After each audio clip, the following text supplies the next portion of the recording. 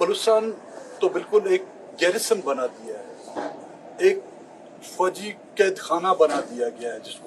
जिसमें ना आप कुछ बोल सकते हैं, ना कुछ लिख सकते हैं, ना ही सोशल मीडिया के जरिए से जो है ना अपनी राय अपनी आवाम तक पहुंचा सकते हैं। ऐसे वाकयात हुए हैं कि घरों के अंदर लोगों को जाके कत्ल किया जाता है, एक बाप के सामने उसके बेटे को शहीद किया जाता है, एक बीवी के सामने उसके शौहर को जो है उठा लिया जाता है।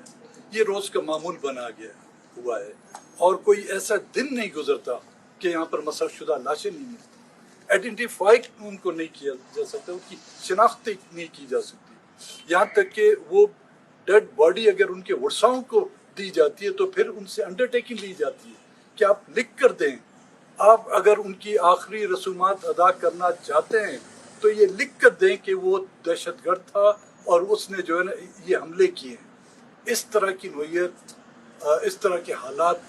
तो आप खुद समझे कि बलूचिस्तान किस तरफ जा रहे हैं। रोड गैर महफूज है, रोडों पे कोई ट्रेवल नहीं कर सकता। बाहर के लोग, सूबे से बाहर के लोग अपनी जगह पर, यहाँ के मुंतखब नुमाइंदगान, इलाके से मुंतखब होने वाले वज़रा जो हैं वो अपने इलाकों में जो है घूम नहीं सकते। सिर्फ हुकूमत की अगर रिट कायम है तो वो रेड जोन और ज़रून रोड, जहाँ तक चीफ मिनिस्टर हाउस और गवर्नर हाउस सेक्रेटरीट से आगे हट के आप जाएं तो हुकूमत आपको नाम की कोई जानवर नजर ही नहीं आएगा।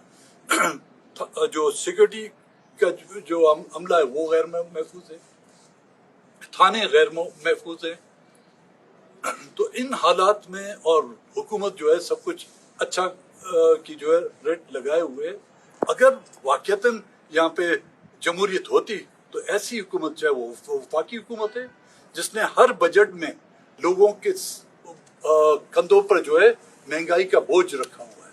खुद अय्याशियों में लगे हुए हैं, हवाई जहाज खरीद रहे हैं, बैरून मुमालिक के वो दौरे कर रहे हैं, लेकिन लोग और आवाम जो है एक वक्त की रोटी के लिए जो मोहताज है। अगर वाकईतन यहाँ पे अदलियाँ होती, वाकई यहाँ पर जमहूरियत होती, इन हुकूमतों को एक दिन जो है कायम रहने की इजाज़त नहीं होती। लेकिन ये बदकिस्मती है कि इस मुल्क में जिसको हम जमहूरियत कहते हैं वो सिरे दिन से इस मुल्क में आई नहीं है। यहाँ पर जमहूरियत सिलेक्टिव लोगों के लिए कायम हुई है, यहाँ पर डेमोक्रेसी एक ख़ानदान के लिए आई है, यहाँ पर जमहूरियत एक पॉलिटिकल पार्टियों के लिए आई है, और वो पॉलिटिकल पार्टियां जिन्होंने इस मुल्क के खजानों को माल गनीमत समझा हुआ है। अब आप देखें बलूचिस्तान में हालात बिल्कुल इस हद तक नहीं है कि कोई इन्वेस्टमेंट कर सके, लेकिन लोगों की ज़मीनों को गैर मुमालिक सरमाएदारों को और सूबे से बाहर लोगों को जो है वो लीज़ किए जा रहे हैं। हज़ारों के एकड़ लोगों की ज़मीनों को लीज़ किया जा रहा है, कारोबार ना होने के बराबर है। सनती इलाके यहाँ पे नहीं, एक हमारा सनती इलाका है बलूचिस्तान में, उसको हब कहा जाता है, जो कराची के नज़दीक है, लेकिन बाकी इलाके में जो लोगों ने या तो उनका रोजगार ज़राअत से वाबस्ता है या बॉर्डर ट्रेड से, ज़राअत में बिजली ना होने के बराबर है, ज़ेर ज़मीन पानी जो है ना हज़ारों फुट नीचे जा चुका है, जिससे जो है लोग काश्तकारी नहीं कर सकते। नहरी सिस्टम हमारे पास एक है, वो नसीराबाद, पटफीडर कैनाल और खीरतर कैनाल, वो भी बरू में मिन्नत है कि वहाँ से ऊपर से पाइप में जो है कितना पानी छोड़ा जाता है, सीजन में कितना जो है बंद किया जाता है। ट्रेड है जो हमारे बॉर्डर इलाके, चाहे वो ईरान से लिखते हैं चाहे वो अफगानिस्तान से लिखते हैं, वहाँ पर पाबंदियाँ हैं, और वहाँ पर